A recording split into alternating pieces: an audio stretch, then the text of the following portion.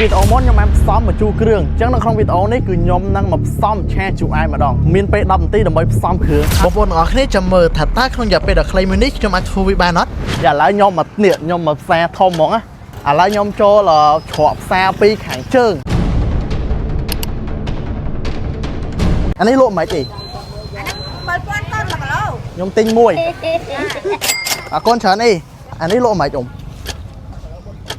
ខ្ញុំទិញមួយ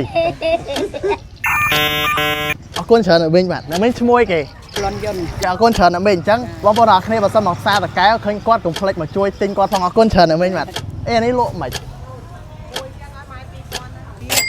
អរគុណច្រើននេះឥឡូវខ្ញុំទិញម្ទេសមួយទៀតទិញមួយខ្ញុំជួយខ្ញុំ3500បងណែ3500បាទអរគុណ7នាទីទៀតទិញមួយលក់មិនបាទឥឡូវអានេះ free ឲ្យចាមួយទៀតលក់មែនឥឡូវខ្ញុំសម្រាប់ចិត្តថាយក3ហ្មងទៅយក3អូខេអរគុណច្រើនវិញអីកាដតលក់មិនខ្ញុំទិញមួយបាទ1 500មិនចាក់ថងហ្នឹងដាក់ក្នុងនេះហ្មងអី500បាទអរគុណច្រើនអត់មានថែមមិនឲ្យអាមិញអត់មានថែមទៅខែមខ្ទឹមមកគល់អានេះគាត់ថែមឲ្យម្ទេសហ៎ម្ទេសមកក្រអរគុណច្រើនអ្នកមីងបាទយកមួយ1500 1500ឥឡូវអ្នកមីងចិត្តឲ្យខ្ញុំមកវិញខ្ញុំយកអត់មានពេលចិត្តអត់មានពេលចិត្តទៀតឥឡូវខ្ញុំយកទៅអញ្ចឹងហ្មងចា1500ឯអ្នកមីងនៅតុកក្នុងនេះហ្មងខ្ញុំឲ្យប្រឡាក់អរគុណច្រើនអ្នកមីងបាទអរគុណច្រើនមានឡើយណាលក់សាច់ជ្រូកក៏ដឹងអត់សាច់ជ្រូកដាក់ចូលស្រុកខ្ញុំក៏ដែរលោក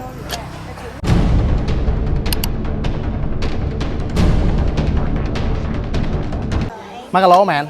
គីឡូចាយតែ13000មកគួរយក1គីឡូអត់ណា